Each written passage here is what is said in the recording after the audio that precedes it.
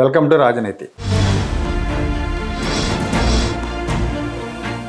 మాజీ ముఖ్యమంత్రి జగన్మోహన్ రెడ్డి గారికి వ్యతిరేకంగా తాను కొన్ని వ్యాఖ్యలు చేసినట్టు కొన్ని పత్రికల్లో, కొన్ని మీడియాల్లో, కొన్ని యూట్యూబ్ ఛానళ్ళలో వచ్చిన వార్తల్ని మాజీ ఎంపీ, వైసీపీ మాజీ నాయకుడు విజయసాయిరెడ్డి ఖండించారు.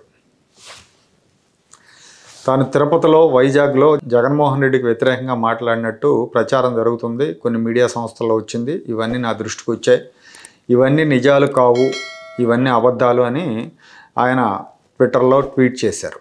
జగన్ గారికి వ్యతిరేకంగా ఆఫ్ ద రికార్డ్ కానీ ఆన్ రికార్డ్ కానీ ఎప్పుడూ మాట్లాడలేదు. నేను ఆయన మీద ఎలాంటి కామెంట్లు చేయలేదు. ఆయన చుట్టూ ఉన్న కోటరీ వల్ల ఇబ్బంది పడి పార్టీని వదిలేశాను, కానీ జగన్మోహన్ రెడ్డిని ఇబ్బంది పెట్టాలనే ఉద్దేశం నాకు లేదు. అలాగే జగన్ గారికి హాని కలిగించే విధంగా మాట్లాడటం కానీ ప్రవర్తించడం కానీ చెయ్యను అని చెప్పారు ఆయన.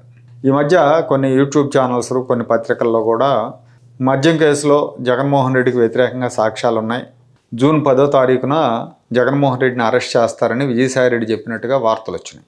దీన్ని చాలామంది నమ్మారు. ఎందుకంటే ఈ కేసులో ఇప్పటికే జగన్మోహన్ రెడ్డికి అత్యంత సన్నిహితులైన ధనంజయ రెడ్డి, కృష్ణమోహన్ రెడ్డిని అరెస్ట్ చేశారు, వాళ్ళని క్వశ్చన్ చేస్తున్నారు. అలాగే మిథున్ రెడ్డిని కూడా విచారణకు పిలుస్తున్నారు. ఈ నేపథ్యంలో అంతిమ లబ్ధిదారు జగన్మోహన్ రెడ్డి అన్న ప్రచారం జరుగుతుంది. అందుకనే విజయసాయిరెడ్డి ఈ మాట చెప్పారంటంతోనే చాలామంది నమ్మారు. జగన్మోహన్ రెడ్డిని జూన్ 10వ తారీఖున అరెస్ట్ చేస్తారని నమ్మారు. అయితే ఈ ఆరోపణలని విజయసాయిరెడ్డి ఖండించారు. నేను రాజకీయాల్లో లేను, ఏ రాజకీయ పార్టీతో కానీ ఏ నాయకుడితో కానీ నాకు శత్రుత్వం లేదు, నేను చెప్పాలనుకుంది డైరెక్ట్గా చెప్తాను, నిర్మోహమాటంగా చెప్తాను, మీడియా ముందు నిస్సంకోచంగా మాట్లాడతా, లేదా నా ట్విట్టర్ అకౌంట్లో నేను పోస్ట్ చేస్తాను, కాబట్టి ఈ వార్తను అయితే నమ్మొద్దు అని ఆయన ట్విట్టర్ అకౌంట్లో పోస్ట్ చేశారు.